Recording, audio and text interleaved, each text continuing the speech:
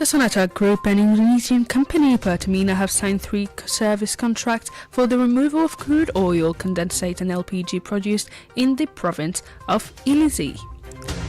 The A3 Plus Group at the Security Council has called in New York for an inclusive dialogue to reach a lasting solution to the conflict in Sudan, stressing the need to create a space for international diplomacy and mediation in full respect of the country's sovereignty and territorial integrity. Belgium has described the Israeli-occupying authorities' decision to set up new Jewish settlements in the West Bank as an unacceptable and blatant violation of the international law.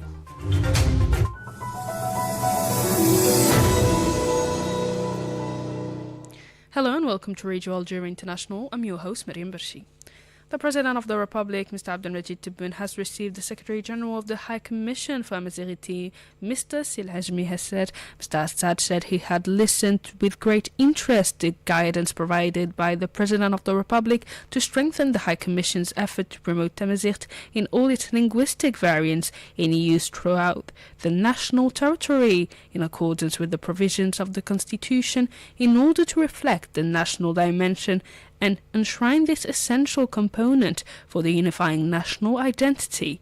On the occasion, Mr. Assad recalled the High Commission's celebration this year of the 30th anniversary of its creation. The first Algerian Children's Parliament has been inaugurated at the National People's Assembly in Algiers, aiming to offer children an experience embodying the values of dialogue, responsibility and participation in public affairs. In a speech made on the occasion, Mr. Bourali congratulated the pupil parliamentarians for the trust their peers had placed in them, including those representing the Algerian community abroad, and highlighted that the Parliament offers them a valuable opportunity to understand societal issues, participate in public affairs, and turn their ideas into initiatives and achievements. Mr. Bourali highlighted that Children's Parliament promotes diligence and excellence, engages children with modern developments, and let them practice democratic responsibilities while representing their peers. The Children's Parliament constitutes a natural extension of the role of the Algerian school in instilling a culture of diligence and hard work, encouraging academic excellence, and fostering a spirit of initiative and distinction. It also opens up horizons for you to engage with scientific, knowledge-based, and digital transformations by participating in the development of the age. My dear sons and daughters, always remember that you represent other children and convey their concerns. Just as members of Parliament perform their legislative and oversight duties, you in turn learn to prepare reports, draft recommendations, monitor programs, and evaluate them in a constructive and responsible spirit. This experience places you at the heart of sound democratic practices. Mr. Bourali emphasized that under President Tebboune, Algeria is focusing on childhood as the foundation of development and democracy, with the Children's Parliament placing young participants at the center of democratic practices and fostering trust, participation and engagement between citizens and state institutions. For his part, the Minister of National Education welcomed the initiative for promoting childhood and student participation, selecting top-performing students, including those with special needs, and a representative from the Algerian community abroad to represent Algerian children in the Parliament.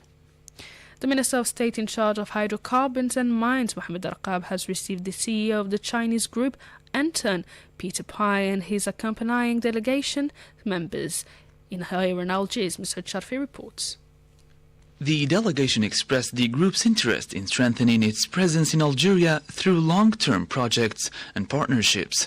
During the meeting, the two parties exchanged views on prospects for investment, cooperation and partnership in the hydrocarbon sector, notably in exploration and production activities, hydrocarbon transportation, the development of oil and gas fields using modern technologies, and energy infrastructure projects and their maintenance, with a view to improving profitability and enhancing technical and economic efficiency. Following a detailed presentation made by Antin Group executives on the company's activities and international experience in the oil and gas industry, the State's Minister outlined the development program for the hydrocarbon sector in Algeria.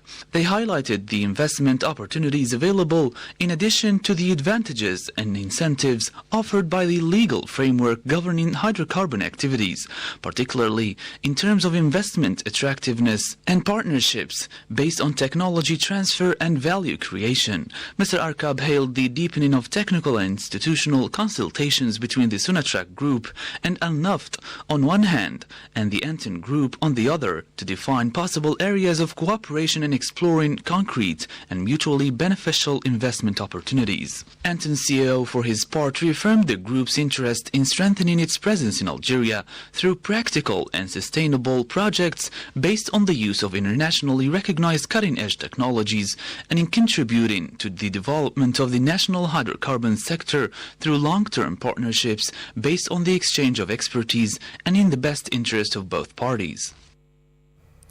The Sonatrach Group and Indonesian company Pertamina have signed 3 service contracts for the removal of crude oil, condensate and LPG produced in the Mental Lejmet area in the province of Illizi. More details in this report by Mr. Sharfi. Sonatrach CEO Nordin Daudi said that these 25-year contracts will enable Pertamina to deliver its products in optimal conditions to Algerian loading ports. Sonatrach will also provide its technical and organizational expertise for the planning and coordination of operations, ensuring efficiency, reliability, and compliance with the most stringent standards in the oil and gas sector. He added that the signing of these contracts goes beyond the purely technical or commercial framework, forming part of a strategic vision to strengthen the energy partnership between Algeria and Indonesia and consolidate South-South cooperation based on the exchange of experiences and sharing the benefit in key sector for the economic development of both countries. The director of the Crude Oil and Petroleum Products Marketing Division, Samir Madani, said that these contracts will increase production and strengthen bilateral relations in the hydrocarbon sector. He specified that the first shipment, consisting of 1 million barrels of crude oil, will be dispatched by December 25th from the port of Erzurum to Indonesia. The group emphasized in a press release that these agreements confirm the strength of its commercial relations with Pertamina, its partner for over 24 years. The Minister of Vocational Training and Education, Nassim Arhab, has received a high-level delegation from Beijing University of Technology and the China North Africa Association for Innovation in Education. The meeting was part of the strengthening of the Algerian-Chinese cooperation in the follow-up of the implementation of the project for a specialized workshop in technology applied to automotive and engine maintenance.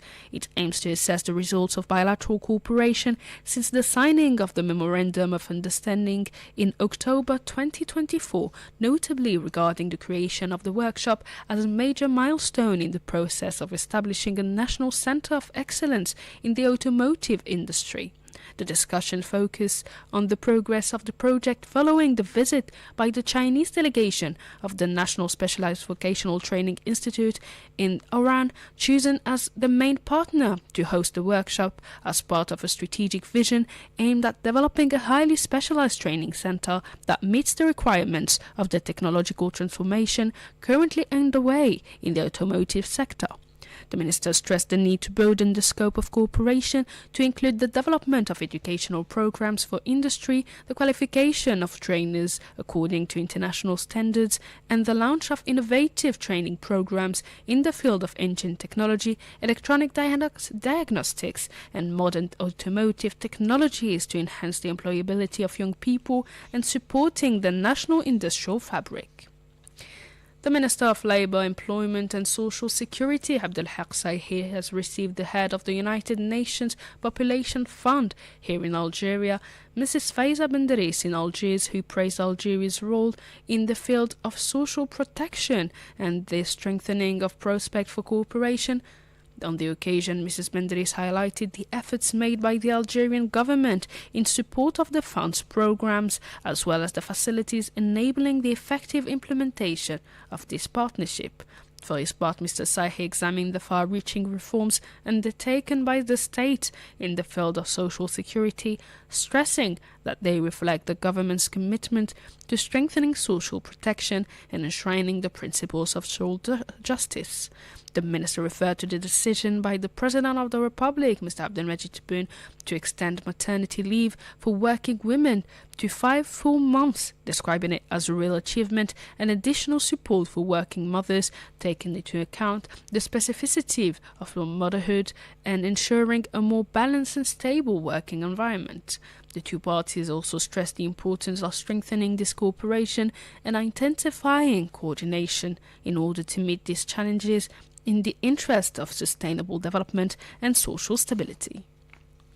The A3+ group at the Security Council, including Algeria, Somalia, Sierra Leone and Guyana, has called in New York for an inclusive dialogue to reach a lasting solution to the conflict in Sudan, stressing the need to create space for international diplomacy and mediation in order to reconcile positions and viewpoints in full respect of the country's sovereignty and territorial integrity.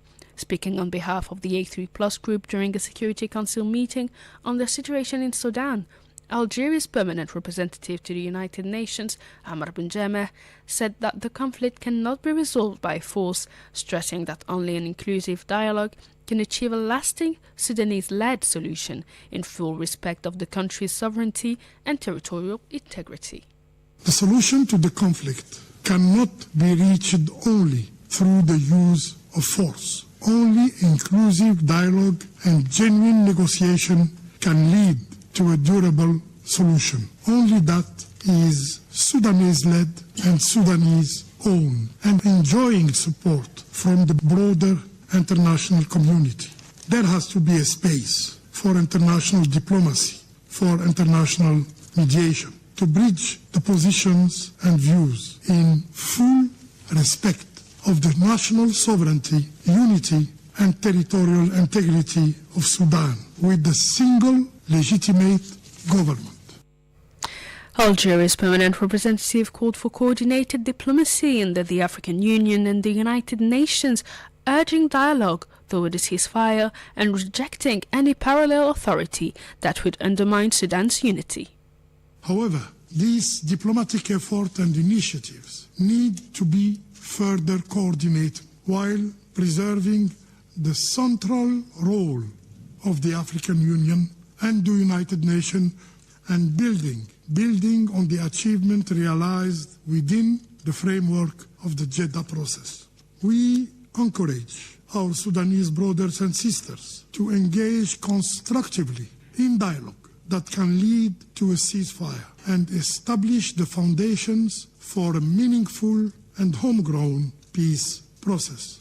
Intensified diplomatic efforts are more than ever needed in these dire times to prevent further massacres and avert another tragic El-Fasher-like scenario in the Kordofan region. Also, we seize this opportunity to reiterate our rejection of the establishment of any parallel governing authority in Sudan that undermines the Sudanese state and risk the country's fragmentations. Mr. Benjameh stressed that the massacres committed during the conflict, particularly by the Rapid Support paramilitary forces, must be met with full accountability, calling for sanctions, investigations and possible prosecutions against both perpetrators and those who enable such crimes, while strongly condemning the drone attack on the United Nations Interim Security Forces for Abiy, based in Kadugli, that killed 6 peacekeepers, and urging for a thorough investigation.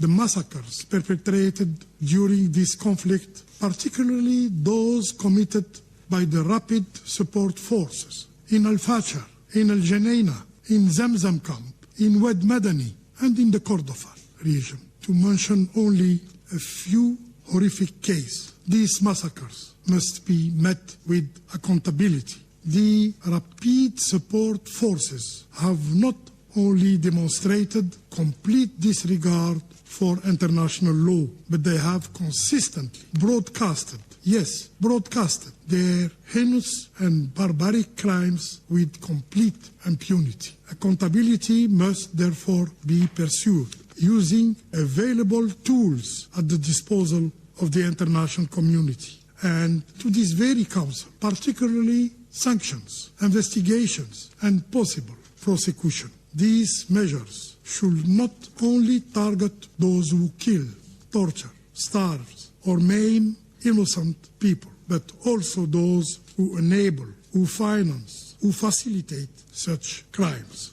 We strongly condemn the recent drone attacks against a logistical base of UN ISFA in Kadugli, which resulted in the death of 6 peacemakers from Bangladesh. And we stress the need for a thorough investigation and full accountability. The permanent representative reiterated the call for public and firm condemnation of external interference in the Sudanese conflict, emphasizing that those who enabled the massacre of the Sudanese people by supplying weapons, drones and mercenaries must be held accountable. Belgium has described the Israeli occupying authorities' decision to set up new Jewish settlements in the West Bank as an unacceptable and blatant violation of the international law. In a message posted on social media, the Belgian Foreign Minister, Maxime Prévost, described the Israeli government's decision to create 19 new Jewish settlements as a deliberate opposition to the two-state solution, which he described as the best and unique option to ensure a lasting security in the region. The Israeli move has been denounced by several countries and international organizations. This came as several Palestinians were wounded during the attacks carried out by Jewish settlers backed by Israeli soldiers against several districts of occupied East Jerusalem. The news agency Wafa stressed that the locality of Anatar in the northern eastern part of the city was assaulted by Israeli soldiers.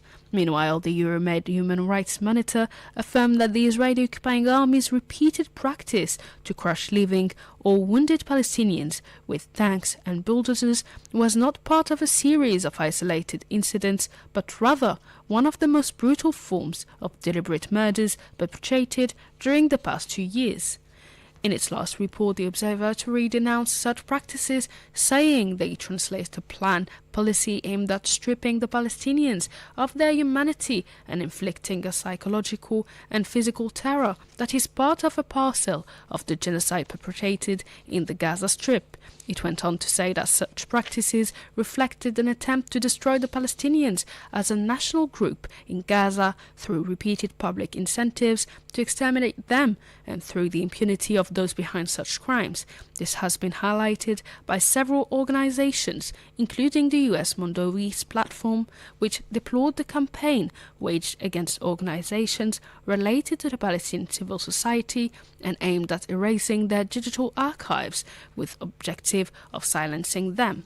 It stated that these were victims of a coordinated and generalized digital censorship threatening decades of documentation on human rights that constitutes the core of the Palestinian legal claims before the international tribunals. And with this last piece of news, we end our news bulletin. Stay tuned to Radio Algeria International.